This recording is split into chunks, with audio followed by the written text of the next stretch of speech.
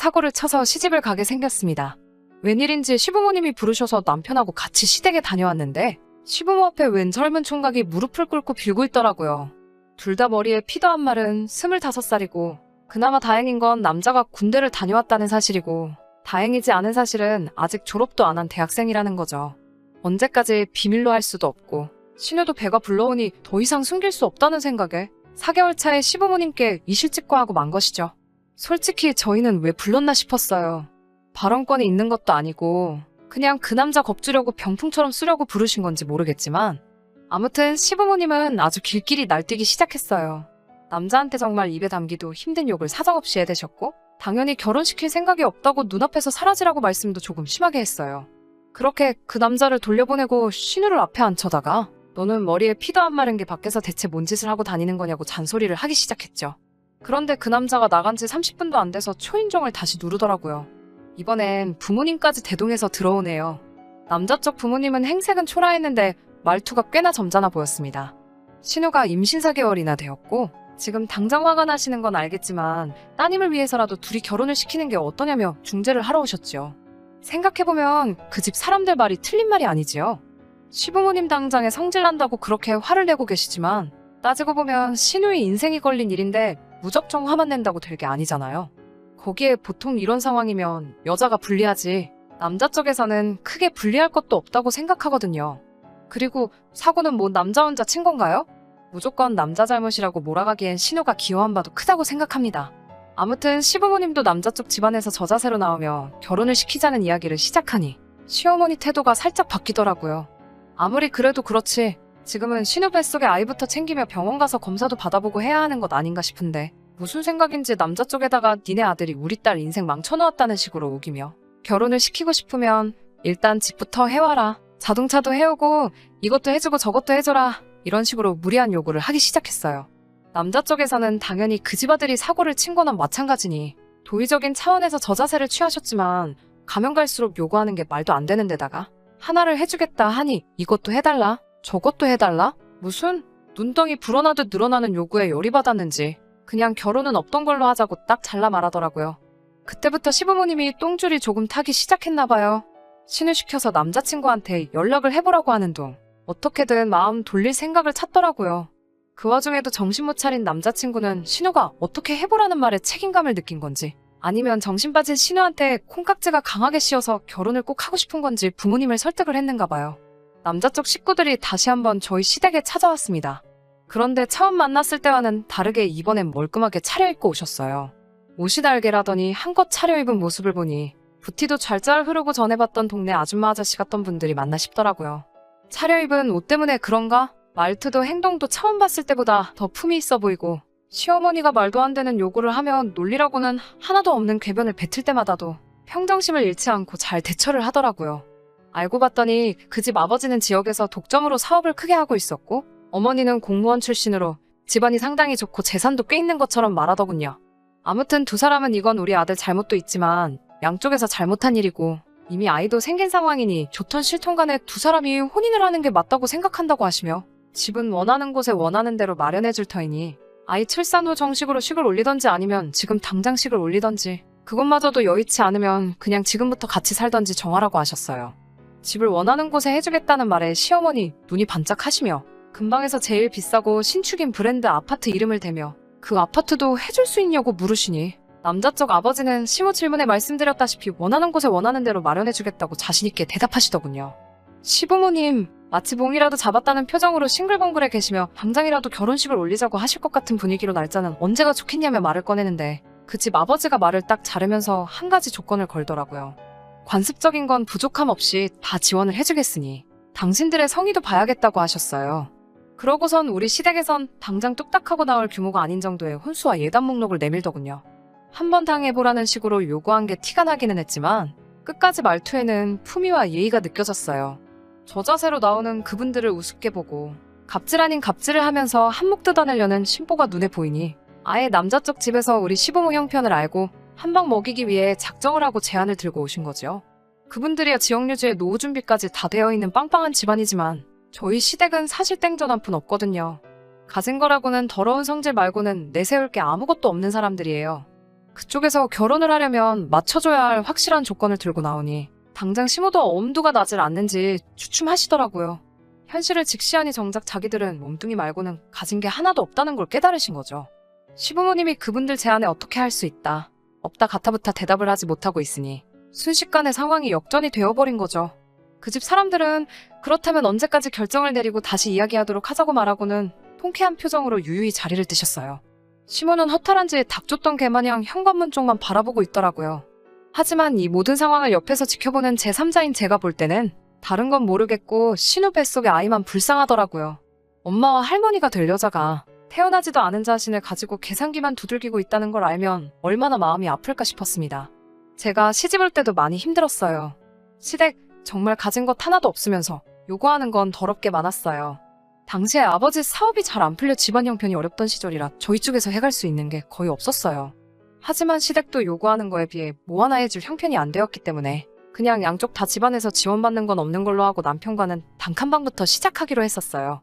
피차 저도 남편도 서로 해온 건 없는데 저는 결혼 생활하면서 시댁 간섭도 많이 받아야 했고 별 쓸데없는 일로 종로를 식모노로 또 해야만 했어요. 그래도 묵묵히 살았지요. 남편 하나만 바라보고요. 단칸방 생활 시작했지만 둘이서 힘을 합쳐가며 지금은 전셋집을 구해서 살고 있습니다. 그때까지는 제 남편이 없이 자랐어도 저를 지탱해주는 든든한 동반자라고 생각을 했어요. 저희가 전셋집을 구한 시점쯤부터 해서 친정아버지 사업이 잘 풀리기 시작했어요. 아버지께서 제가 시집갈 때 해준 게 없던 것이 늘 마음에 걸렸다며 저만 보면 뭘 자꾸 해주시려고 안달이셨어요. 애초에 없이 시작한 거 저는 필요가 없다고 거절을 했더니 전 그렇다면 아파트를 한 채 해주겠다고 하시더라고요.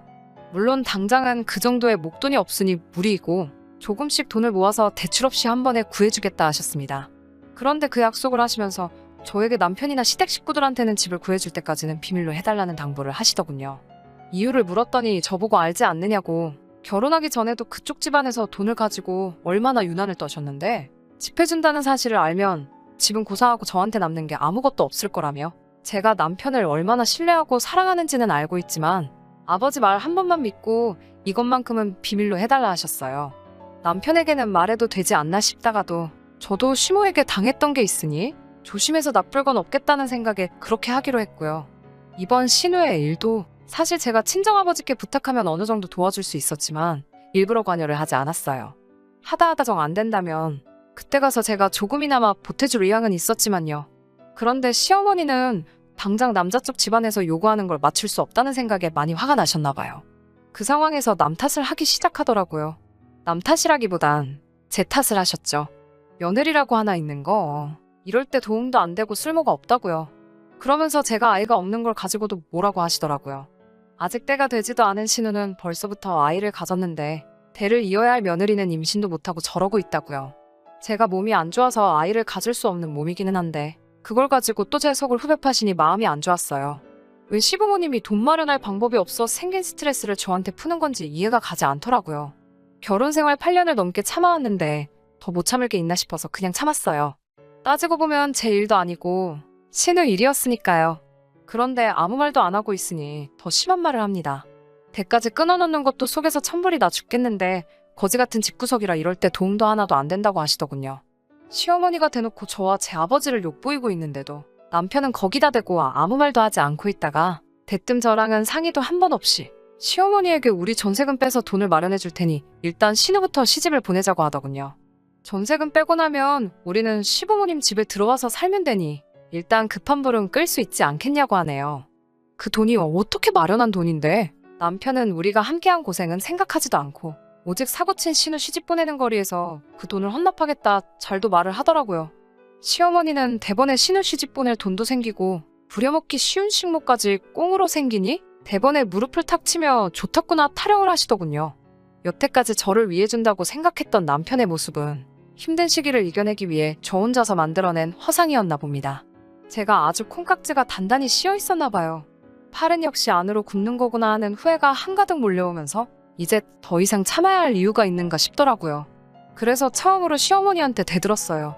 그 집에서는 5억짜리 집을 해준다는데 어떻게 딸내미 시집 보낼 돈 5천을 만들지 못해서 이 사단 만드냐고. 그리고 왜 그 돈을 내 집 전세금 뺀 돈으로 내려고 하냐고 소리를 질렀죠. 남편이 소리 지르고 있는 저를 뜯어말리며 저보고 멍청하다고 우리가 전세금 빼서 5천만 투자하면 5억짜리 아파트가 공짜로 생기는 거라고 생각을 좀 하라고 하더군요. 일단 신우가 시집을 가고 이혼을 해서 재산 분할을 하게 되면 2년 만에 5천만 원이 2억 5천이 되는 거라고 꼭 이렇게 숫자로 말해줘야 이해가 되냐고 혀를 차더라고요. 요즘 집값도 빠르게 오르고 있으니 운대만 맞으면 온 가족이 1억씩은 나눠 가질 수 있다고, 그리고 우리 전세금까지 돌려받으면 우리 손에는 2억이 떨어지는 거라고 말하면서 세상에 우리가 언제 2년 만에 현금 2, 3억을 만들겠냐고 일단 투자하는 셈 치고 저도 협조를 하라고 하더라고요. 그나마 이 집안에서 유별나게 정상이라고 생각했던 남편도 사실 그 집 구석 사람들하고 똑같이 돈에 미친 사람이었던 거죠. 지금 신우 뱃속에 아이가 태어나느냐 마느냐 하고 있는데 신우까지 포함해서 온 가족들이 그 집안하고 결혼해서 벌게 될 돈을 계산하고 앉아있으니 그 자리에 있는 사람들이 사람이 아니라 돈에 미친 돼지처럼 보이기 시작했습니다. 온 가족이 보는 앞에서 선언을 했습니다. 그렇게 그 돈으로 신우 시집을 보내야겠으면 전세금 빼드리겠다고요. 대신 맞벌이로 함께 모은 돈이고 반은 내 집이나 다름없으니 전세금 뺀 돈의 반은 제가 가져가겠다고요. 그리고 그 돈을 나누는 순간 저는 이 결혼 생활 그날까지만 하고 끝내겠다고 선언했습니다. 제가 강하게 나오면 미안하다 사과라도 할 줄 알았는데 그 와중에 그 집구석 식구들 표정이 마치 많이라도 받게 돼서 다행이라는 듯한 표정으로 밝아지면서 안도의 한숨까지 내쉬더라고요. 그러면서 돈 1,000만 원은 어디서 구해야 하냐며 상의를 하더니 저보고 가져갈 땐 가져가더라도 1,000만 원은 나중에 받아가면 안 되겠냐고 물어보더군요. 그 순간 정말 남아있던 일말의 정마저도 다 떨어져 버렸어요. 전세금을 빼고 저희 집 짐을 시댁으로 옮기는 그날 저는 아버지에게 전화를 했어요. 회사에서 쓰시는 외제차를 끌고 저를 데리러 오셨습니다. 시댁 인간들은 친정아버지 등장에 넋이 나가버렸죠. 그동안 사업망한 사돈 집안에 단칸방에서 시작해 종노릇을 시켜도 군소리 한 번 안 하던 거지 집안이라고 생각을 했는가 본데 그 거지라고 생각했던 친정아버지가 떡하니 외제차를 끌고 오시니 말이죠. 아버지는 저를 데려가면서 시댁을 향해 그 돈 없어도 당장 사는데 아무 지장은 없지만 거지 같은 집구석에 단돈 1원도 묶여있는 꼴은 보고 싶지 않으니 늦지 않게 계좌에 넣으라고 하시더군요. 그깟 5천만 원, 내 딸아이 사람 대접만 해줬어도 내주는 건 문제도 아닌데 결혼할 때부터 사람을 돈으로 생각하는 그 모습이 온 가족이 아주 다 똑같은 사람들이라고 손가락질을 하셨어요. 아들내미 결혼시킬 때 자식 장사를 못해서 그동안 얼마나 속이 아팠겠냐고 콕 집어 한마디 했고요. 신우 결혼은 축하할 일이고 이제 내 딸은 내가 다시 데려갈 테니 2번 다시 엮이지 않으면 좋겠다고 말하고 저를 차에 태우고 출발하셨어요. 아버지 차룸미러로 그 작자들을 슬쩍 쳐다봤죠. 어쩔 줄 모르고 멍하니 서서 멀어지는 아버지 차만 바라보고 있는데 차가 멀어지는 만큼 똑같이 멀어지는 남편과 시댁 식구들을 보니 참 오만 가지 감정이 오고 가더라고요. 어려울 때 가장 힘이 되는 건 남편이 아니라 가족이었네요. 제가 참 어리석었어요. 언젠가 볕들 날이 오겠지 싶어 참아온 허송세월이 안타깝기만 하더라고요. 그래도 이제 다시 부모님과 함께 살게 되니 저는 다시 집안의 공주님이 되었네요. 아버지 출근하고 적적하신 어머니 말동무가 되어주고 일 끝나고 지치신 아버지한테 애교도 부려보고요. 내 존재가 이렇게 소중할 수 있는지 새삼 깨달았습니다. 후기라고까지 할 건 없지만 얼마 전에 남편이 용서를 구하며 연락이 와서 최근 소식 한번 전해드려요. 신우는 그렇게 조심성 없이 까불더니 결국 유산을 했다네요. 인과응보라고 해야 할까요? 오고 가던 결혼 이야기도 순식간에 사라지고 남자 쪽에서 병원비 내주는 선에서 마무리를 지어버렸다고 합니다. 신우가 파혼을 하고 자기도 많이 반성을 했으니 다시 합치자고 제안을 해오네요. 제가 원한다면 시댁과는 아예 인연을 끊고 살겠다고요. 저는 다 필요 없다고 대답했어요. 신우가 그렇게 된 것도 너가 나를 잃게 된 것도 전부 자업자득이라고요. 신우도 애초에 남자 쪽 제안을 받아들였으면 적어도 결혼을 해서 적당한 지원을 받으며 살고 있었겠죠. 남 탓만 하는 사람들이 애초에 자신들이 일을 해결할 생각은 하지 않고 남이 덕만 보려고 하는 건 양심이 없는 거라고 이제 2번 다시 저한테 연락할 생각 하지 말고 그렇게 자식 장사해서 어디서 호구라도 물어서 인생 역전 제대로 한번 해보라고 하고 전화를 끊어버렸어요. 바닥부터 시작해 8년 동안 함께 고생해가며 많은 정이 들었던 남편이지만 저한테는 이제 그 어떤 후회도 남지 않네요. 이대로 제가 다시 다른 사람을 만나지 못한다고 할지라도 저는 저에게 새롭게 주어진 인생 2막을 살아야겠어요. 긴 이야기 끝까지 들어주신 분들 너무 감사드립니다. 가정에 언제나 평안과 행복 깃드시고요. 저는 이만 사연 줄이도록 하겠습니다.